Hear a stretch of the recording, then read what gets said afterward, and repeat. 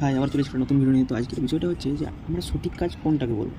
পুরো কাজটা কমপ্লিট সঠিকভাবে হবে সেটাকে কমপ্লিট বলবো? না আধা রাস্তাতে কিছু একটা হয়ে যাওয়ার পরেও সেই জায়গায় পৌঁছানোটাকে সঠিক বলবো? দেখুন, আমি হয়তো বাড়ি থেকে কোনো একটা গন্তব্যে যাওয়ার জন্য বেরিয়েছি বাইকে, রাস্তাতে, ঠিক আছে? সেই রাস্তাতে আমি ভালোভাবে গাড়ি চালাচ্ছি, কোনো অসুবিধা নেই। জাস্ট গন্তব্যস্থলে পৌঁছাবার 10 মিনিট আগে হয়তো আপনার বাইকটা কোনো কারণে রাস্তাতে পড়ে গেল এবং সেখানে তোমার হয়তো শরীরে কিছু লাগলো না, কিন্তু তোমার বাইকের হয়তো আয়নাটা ভেঙে গেল বা কিছু একটা হয়তো গাড়ির কোনো একটা পার্টস ভেঙে গেল।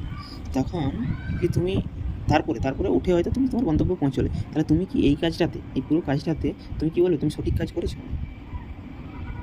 না, সঠিক কাজ হচ্ছে না। কারণ কী বলতো, ওই যে মিডিল একটা জায়গায় আপনি বাইকটা ফেলে দিয়েছেন না, সেই কারণে পুরো কাজটার মধ্যে আপনি সঠিক হতে পারলেন না। সেরকমই আমাদের জীবনে প্রতিটা ক্ষেত্রে কিছু না কিছু আমরা ভুল করেই থাকি, পুরোটা সঠিক হয় না, কিন্তু সঠিকটারও একটা পার্সেন্টেজ আছে। তুমি 80%, 90% কতটা পরিমাণ সঠিক করলে কাজটা। হ্যাঁ, আমরা তো ভুল করি, ভুল থেকে আবার শিক্ষা নিয়ে এগিয়ে যাই। এটাই তো আমি বলেছি না ভিডিওতে, আগের ভিডিওগুলোতে। তো সেই রকমই কোনো কাজ পুরো পারফেক্টলিভাবে সঠিক তখনই হয় যখন পুরো কাজটাতে আপনি কোনো বাধার সম্মুখীন না হন। হ্যাঁ, কিন্তু কাজে তো বাধা আসবেই না, কিছু না কিছু তো ভুল হবেই। তো আমি এখান থেকে একটাই কথা বলতে চাই, সঠিক কাজ তখনই হয় যখন পুরো কাজটা একদম লাস্ট অবধি নিখুঁত হয়, তখনই সেটা নিখুঁত এবং সঠিক কাজ হয়। তুমি পুরো কাজটাতে একটা মাত্র ভুল করবে না, সেখানেই সেই সঠিক ট্যাগটা আপনার সেই কাজ থেকে হারিয়ে যাবে।